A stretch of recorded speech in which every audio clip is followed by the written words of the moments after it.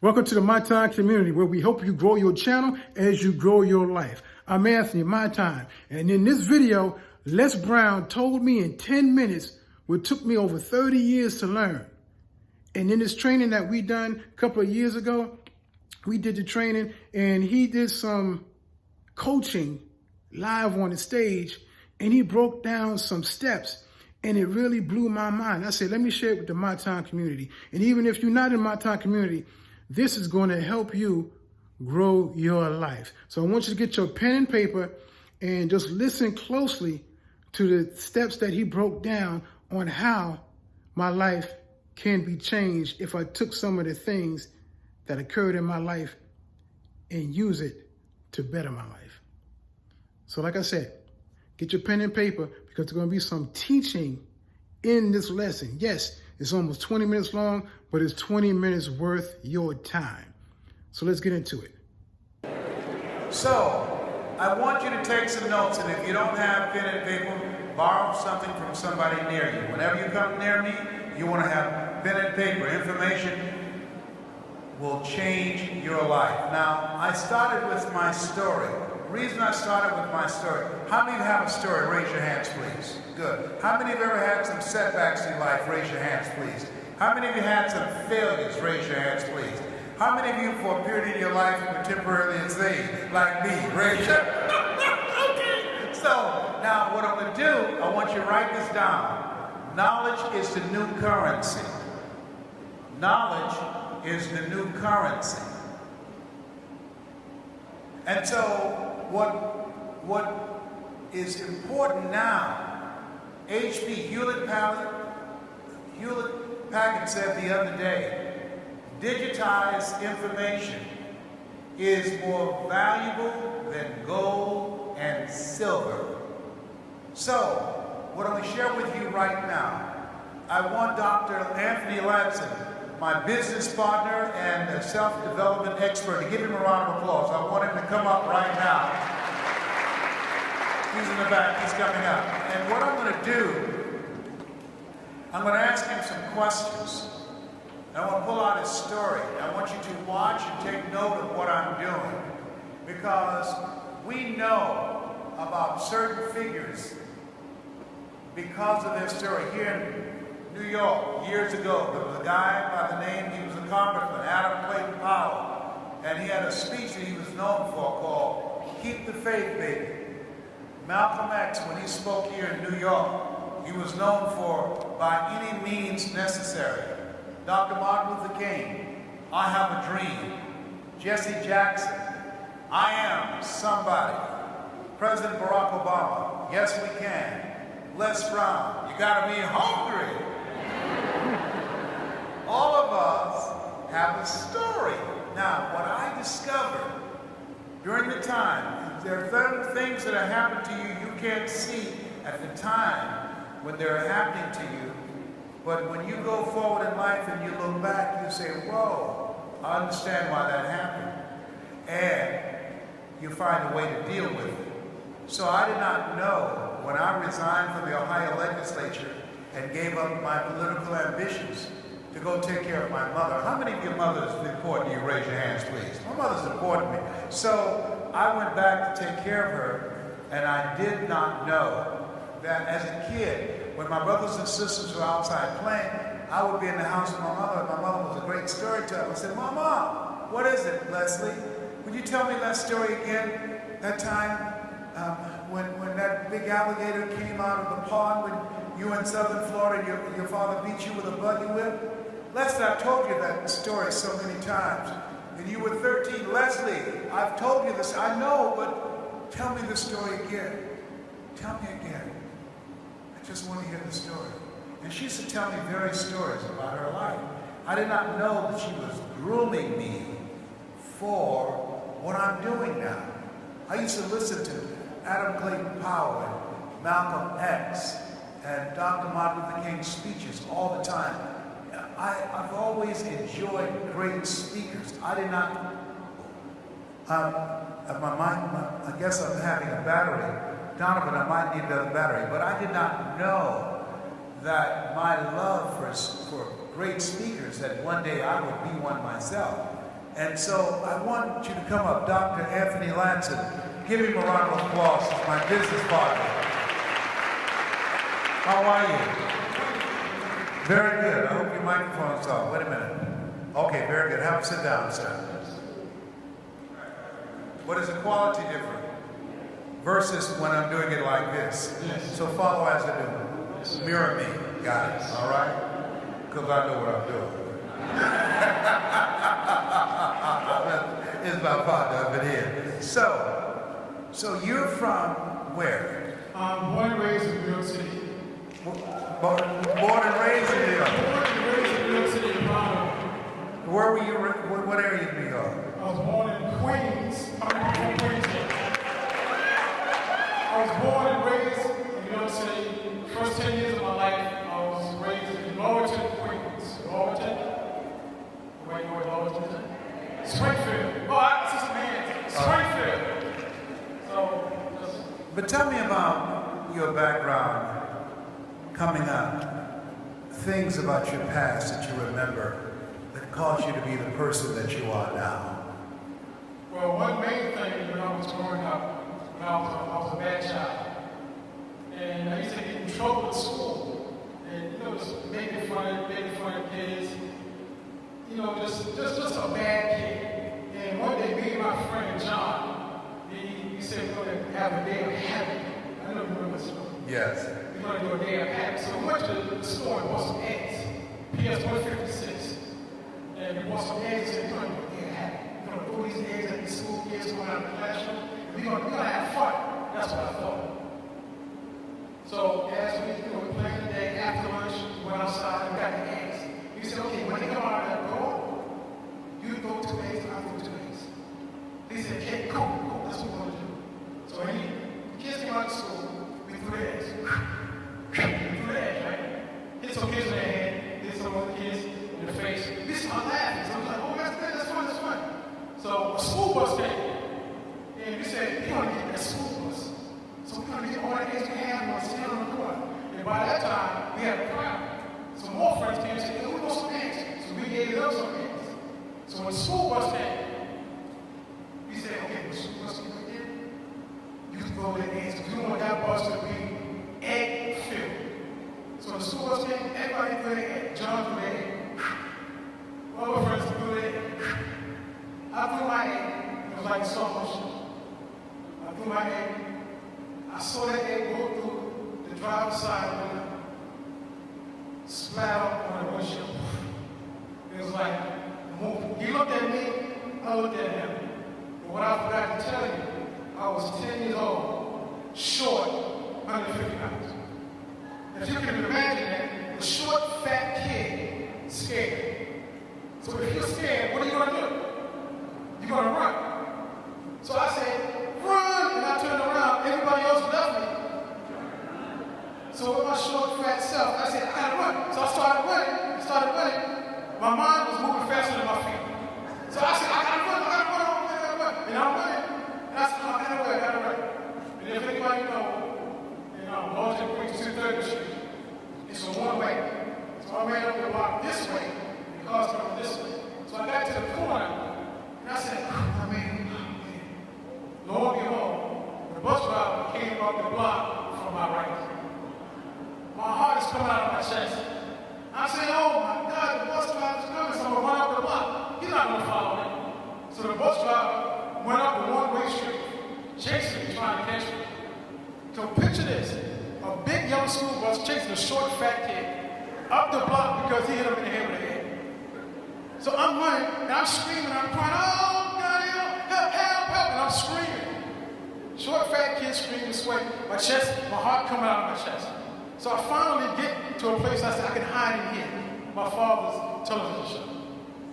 So I said, I'm cool. The bus driver came and he left. Over the weekend, because this happened on a Friday, I said, everything is fine. I go to school, the whole day is fine. Until they said, Anthony Lanson, come to the office. I come into the office, my mother's sitting there, the principal is sitting there. So I said, what's going on? I'm going to deny everything. So they said, Mr. Lanson, we know that you hit the school bus with a head, and the the bus driver saw you. I said, no, it wasn't me. No, it wasn't me. No.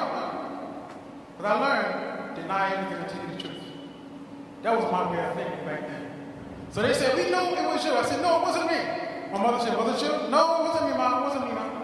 They said, we know it was you because the bus driver saw you run into the store. I said, it wasn't me. So they said, we know it was you because your father's last name is on the billboard of the television shop. Leroy Lanson's television shop. And they picked, and the driver picked you out of a picture, the school picture, and we know it's you. So I couldn't deny it. So, let's move forward a little bit. You were home one day, looking at television. A kid who was mischievous, always doing something that would be distracting or disruptive. Yes. On this day, you were watching cartoons. What happened for you on that day? That was another Hold the microphone closer. That was another point in my life. That What happened? there was a TV show called Punky Brewster. How many people remember Punky Brewster? And in this particular story, they was teaching about like mouth-to-mouth resuscitation, CPR. So as I was watching it, I was still young. I said, I'm not even gonna watch this TV show, but I'm gonna keep it on and just do what I was doing. I was just playing around. Wasn't even really looking at it, but they was showing me how to do CPR. And her friend Sherry was trapped in you remember? See, I got a witness. Her friend Sherry was trapped in a refrigerator. So when they found her after a couple of hours, they said, "Oh, Sherry, somebody do something." So Punky said, "I remember CPR." She started doing CPR, but I remember saying that, but I wasn't looking at it. I was doing something else. And I remember that, and I said, "I'm not going to worry about it." But 2 weeks later, I didn't know. What happened? I came home from school one day, and I opened up the front door, and I saw my father laid out with me. And I didn't know what was going on. I didn't know, he was a big guy like me. He was a boxer. He was laid out on the ground. So I walked in, and as I got closer, I saw he wasn't breathing. So when I got closer, I was like, wow, what's going on? He's not breathing. So I screamed to my mother, "Mom, call the paramedics or call somebody. Jimmy's not breathing." So I got down and I didn't remember what to do. I said, let me try to do CPR or 5 chest compressions, breathe in the nose and pinch the nose. I couldn't remember. I couldn't even focus. I didn't understand what to do. And then I was looking and remembering Punky Brewster was saying something like that 2 weeks ago. But I didn't pay attention. I just didn't focus. And after some time, trying to figure out what to do, I grabbed his head in my hand. And his eyes wide open, and I said, "Don't leave me, because I just met you 4 years ago."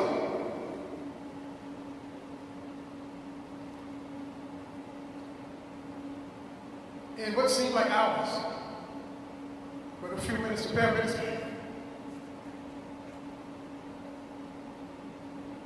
I was the last person he saw.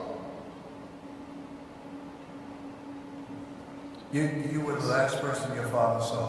I was the last person he saw on this earth. And what I learned from that, you have to pay attention. Yes. Yes. Give him a round of applause to share the story. Thank you.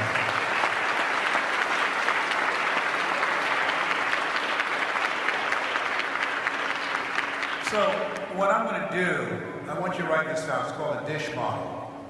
We're going to be coming back to do a training, a full-day training on this. We're going to be doing a 6-week series on mastering the art of storytelling and presenting. How many of you like to learn how to do that? Raise your hands, please. Good. Why don't you write this down? Dish. What did you discover? What inspired you?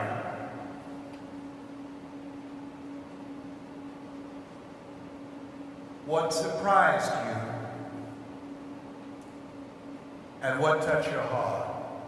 What did you discover? What inspired you? What surprised you? And what touched your heart? So, Anthony, I want you to just watch me. I'm going to do an interpretation of what you just shared with me. Ladies and gentlemen, how many of you have goals you want to achieve? Raise your hands, please. You know, I can't believe that I'm talking to you about goals and dreams, and I want you to do that. When I was a kid, I was mischievous. I was short, 10 years old. I was very, very overweight. And I was one of those kids, I was always getting into something. I remember one day at school, we decided we're going to throw eggs at the students coming out of school. And when I look back, I ask myself now, you know, what state of mind was I in when I did that? Have you ever done some things and you look back and say, what state of mind was I in? Raise your hand. Well, I did that and thought that was okay. And I was throwing eggs at the kids. And then we decided to take it to another level. A bus was coming by and said, let's hit the bus. And we started throwing eggs at the bus, and I threw one that seemed like slow motion. It went through the driver's side and splashed all over the window. And boy, I took out running. And the bus driver was so angry, he was determined to come after me. And I ran into my father's TV shop. And the next day at school, everybody knew I had done it. I denied it to the end. But even though I did those things and I was involved in things that did not represent the best and the highest in me, I had a life-changing moment in my life. Let us say together, life-changing. Now, let me tell you why I did that. Write this down. Engage the audience in the process. Engage the audience in the process. Because what you're doing is not just telling your story. What you're doing is creating value with your story for the audience.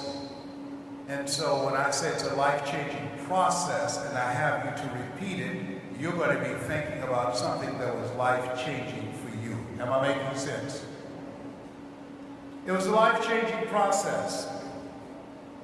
You know, I was home one day looking at a cartoon. And on this particular cartoon that was very popular, they were teaching secrets. And even though it was something of value, I didn't pay much attention to it being a kid. I was only interested in TV for entertainment. I didn't pay attention. Some good information there on if someone had a stroke or fainted or had a heart attack, how you can help to revive them. I had no idea that one day when I came home, my father was passed out on the floor. I did not meet my father until 4 years prior to that. I called my mother. I panicked. I said, Mama, come quick. And I got down on my knees and I held my father. My father was a boxer. He was a husky guy, just like I am. And I looked at him and then I tried to hold his nose and breathe in his mouth. I was trying to remember what I saw, but I didn't pay attention. Everybody say, pay attention. See, if I had paid attention, I would know how many compressions to do. If I had paid attention, I would know how to hold his nose and breathe in his mouth. If I had paid attention on that day, when my father looked in my eyes and I looked in his eyes, and I was the last person he saw because I didn't pay attention. How many of you have ever gone through some things in life that you wish you had paid attention? Raise your hands, please. Very good. Write this down. Focus. If you have goals and dreams, it's going to require that you focus on what are the things that can get you there. Pay attention to the training. Pay attention to the examples of other individuals that you can look at, that can perhaps be mentors, or that can have perhaps be examples for you.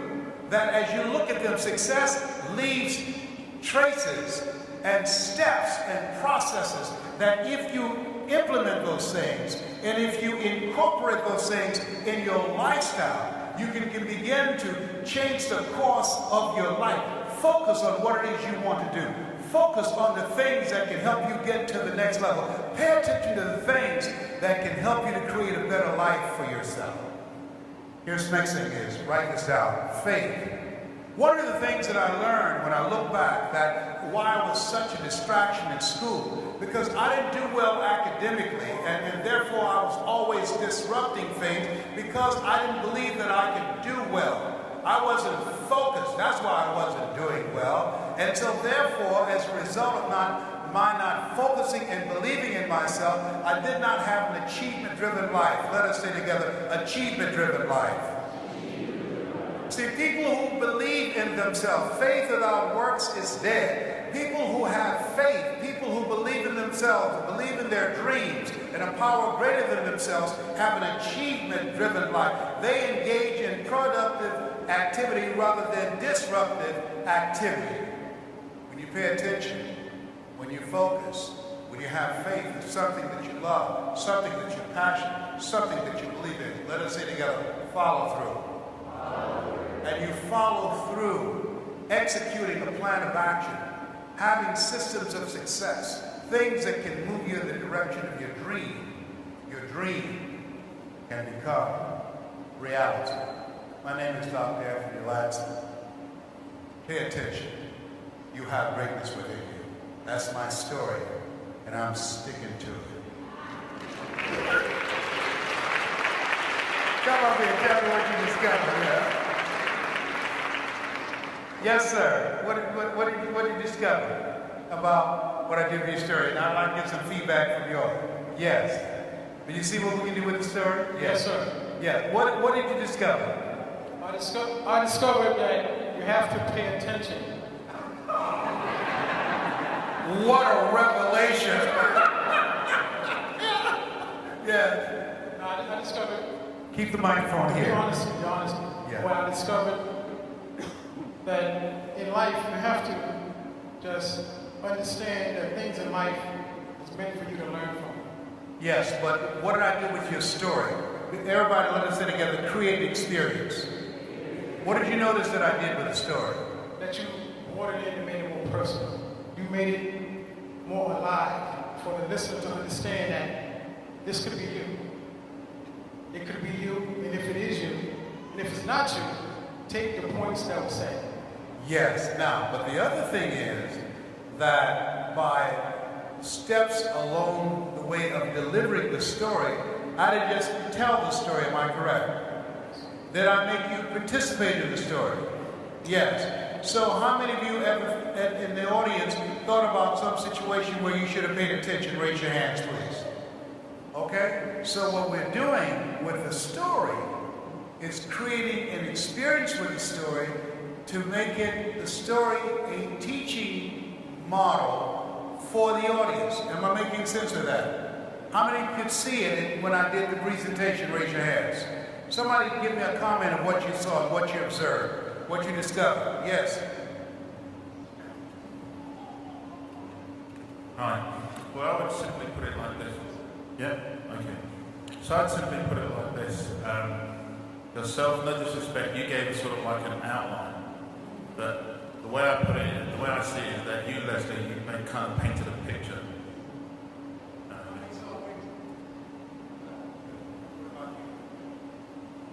What you did was you connected with us, and the way you said it, we were able to follow it, get that mental picture, and feel what you were feeling. Everybody repeat after me, please. Create a picture. Create a connection. How many of you know that's important if you're going to tell a story? Raise your hands. Yes, sir. What you observe? Basically, I enjoy the importance of evoking emotion. Evoking emotion. Evoking emotion. How many felt some emotion? How many felt it when he spoke? Yes. Okay, thank you very much. Give him a round of applause again. All right. Yeah. Now,